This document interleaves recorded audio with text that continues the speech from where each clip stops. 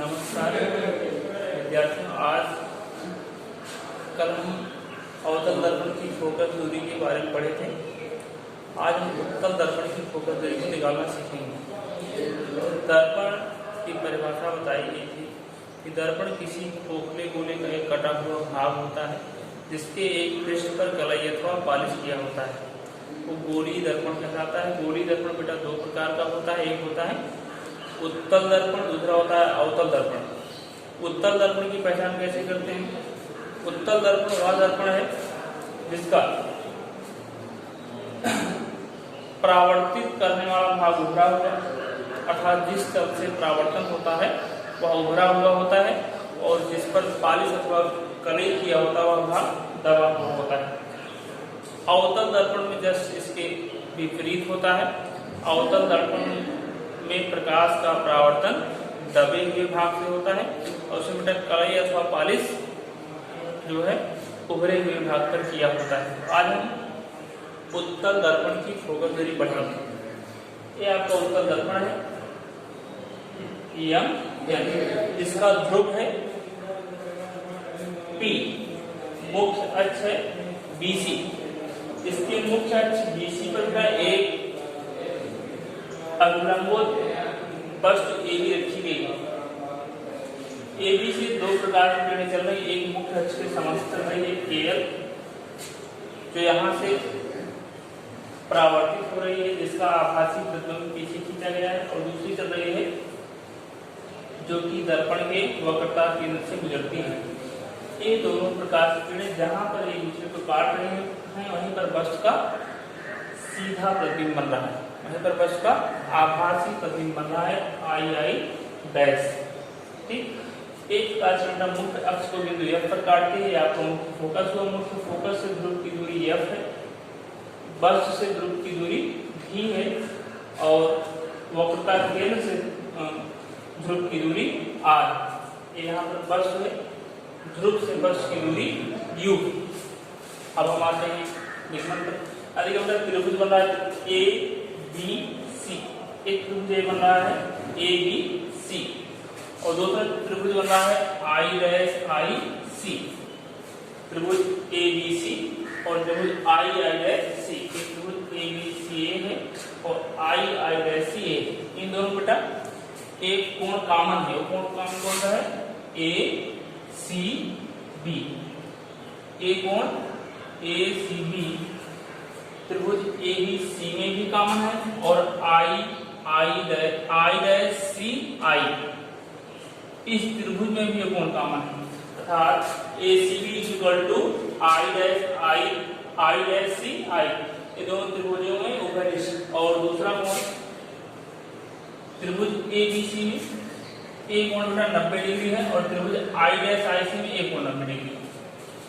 त्रिभुज में कोण ABC 90 डिग्री है, और त्रिभुज IIC में IIC कोण 90 से दोनों कोण बराबर है। दोनों त्रिभुजों में दो कोण बराबर है, अर्थात दोनों त्रिभुज समरूप हो गए। और समरूप त्रिभुजों में थेल्स की प्रमेय लगाते हैं। थेल्स प्रमेय क्या कहती है? अगर दो त्रिभुज समरूप हैं तो उनकी किन्हीं की दो संगत भुजाओं का अनुपात दूसरे त्रिभुज की दो संगत भुजाओं के अनुपात के बराबर होता है, अर्थात वही लगाए। इसकी भुजा लिए AB, इस त्रिभुज की, दूसरे त्रिभुज की लंबवत भुजा है I', इसका आधार है BC, इसका आधार है IC। चलिए AB upon IC, BC upon I, अर्थात लंबवत भुजा का लंबवत भुजा के साथ अनुपात और आधार का आधार के अनुपात के साथ अनुपात। अब ठीक इसी प्रकार त्रिभुज LKF तथा त्रिभुज I'IF, त्रिभुज LKF तथा त्रिभुज I'IF दोनों मान लेते हैं। इसमें एक कोण, इस त्रिभुज में एक कोण LFK, और इस त्रिभुज में I'FK दोनों कॉमन। त्रिभुज LFK और I'FK दोनों क्या है? उभयनिष्ठ। और एक कोण LKF और I'IF ये दोनों 90 डिग्री के, अर्थात इस त्रिभुज इन दोनों त्रिभुजों में भी त्रिभुज LKF तथा I'FI में दो कोण बराबर, आता है। अगर इन दोनों त्रिभुजों में दो कोण बराबर तो ये त्रिभुज क्या होंगे, ये भी समरूप होंगे। ये त्रिभुज क्या होंगे, समरूप होंगे। अर्थात हो जाएगा आपका त्रिभुज एल के एफ समरूप त्रिभुज आई डैश आई एफ। अब ये दोनों त्रिभुज समरूप है, तो इसमें सेल्स के प्रमेय लगाएंगे। सेल्स प्रमेय लगाएंगे हो जाएगा बेटा एल के अपान आई आई डैश अपान के एफ अपान आई एफ। अब देखिए बेटा ए समांतर रेखा है, तो ए बी की लंबाई और एल के की लंबाई आपस में बराबर हो गया था। यहाँ एल के स्थान पर हम ए बी पुट करते हैं, तब हो जाएगा एल के स्थान पर ए बी पुट करने पर A B upon I I dash F equal to K F upon I F. ये आपका हुआ समीकरण नंबर 2। समीकरण 1 देखिए, समीकरण 1 है A B upon I dash F equal to B C upon I dash F, और समीकरण 2 है A B upon I dash F के F upon I dash F. समीकरण ए और समीकरण 2 दोनों का जो एलएचएस है लेफ्ट हैंड साइड है वो बराबर है, अतः इनका आरएचएस अर्थात राइट हैंड साइड क्या होगा, आपस में बराबर होगा। अर्थात क्या आ जाएगा BC upon IC is equal to KF upon IF. अब आगे देखते हैं बीसी बीसी बीसी यहां से यहां तक की डिस्टेंस है। बीसी को डाल सकते हैं बीपी प्लस बीसी, बीसी क्या होते हैं बीपी प्लस पीसी। जैसे क्या बेटा आईसी आईसी आईसी आईसी बेटा क्या सकते हैं पीसी माइनस पीआई। जितने में से इतना डिस्टेंस घटा देंगे बेटा तो आपका आईसी मिल जाएगा पीसी माइनस पीआई। के एफ के और पी बहुत पास है, इसलिए के को बेटा हम पी पर मानते हैं, तो के एफ यहां से यहां तक डिस्टेंस के एफ है। नीचे है आईएफ, आईएफ यहां से यहां तक डिस्टेंस है बेटा। आईएफ क्या कर सकते हैं पीएफ माइनस पीआई। इतने में से इतना घटा देना हमको इतना मिल गया पीएफ माइनस पीआई।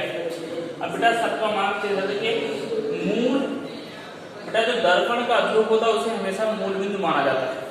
तो मूल बिंदु से बेटा ये माइनस एक्स एक्सिस पर है और इधर की सभी वैल्यू प्लस एक्स एक्सिस पर है, तो u माइनस एक्स एक्सिस पर, इसलिए इसको बेटा इसका मान क्या होगा माइनस u रखा जाएगा।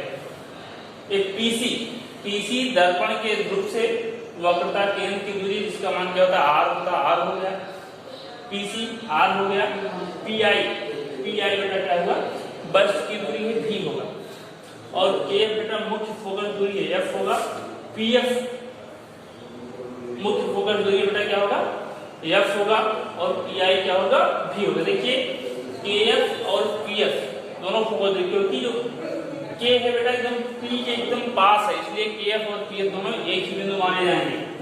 अब बेटा इसका इसके साथ इसका इसके साथ बल गुणन करते हैं, क्रॉस मल्टीप्लाई करते हैं, और हम जानते हैं कि r बराबर होता है 2f, तो जहां जहां r बेटा वहां पर 2f पुट कर दिए, यहाँ पर r है 2f पुट कर दिए। अब बेटा बल गुणन करते हैं इसका इसके साथ इसका इसके साथ।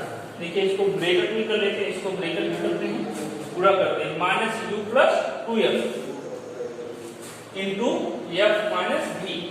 फिर बेटा क्या हुआ f into 2f minus v। बेटा माइनस u का f के साथ होगा माइनस uf, माइनस u का माइनस v के साथ होगा प्लस uv, प्लस 2f का f के साथ होगा 2f स्क्वायर, और प्लस 2f का माइनस v के साथ होगा माइनस 2f v। यहाँ देखिए f का बेटा 2f हो गया 2f स्क्वायर, f का v स्क्वायर होगा माइनस fv। अब 2f स्क्वायर कैंसिल हो गया, बोथ साइड कैंसिल। यहाँ पे बेटा आपको बचा माइनस uf प्लस uv, और देखो बेटा यहाँ पर माइनस 2f को बेटा उधर ले जाएंगे, दूसरे साइड में क्या हो जाएगा प्लस 2f में से ना माइनस fv घटेगा, क्या बचेगा fv बचेगा। अब uvf से दोनों पक्षों में भाग देते हैं, इस पक्ष में uvf से भाग देंगे, इस पक्ष में uvf से भाग देंगे, क्या हो गया uf अपान uvf प्लस uv अपान uvf या v अपान uvf। क्या होता है u से u कैंसिल, f से f कैंसिल, क्या होता है माइनस 1 अपान v। यहाँ u से u कैंसिल, v से v कैंसिल, 1 अपान। ये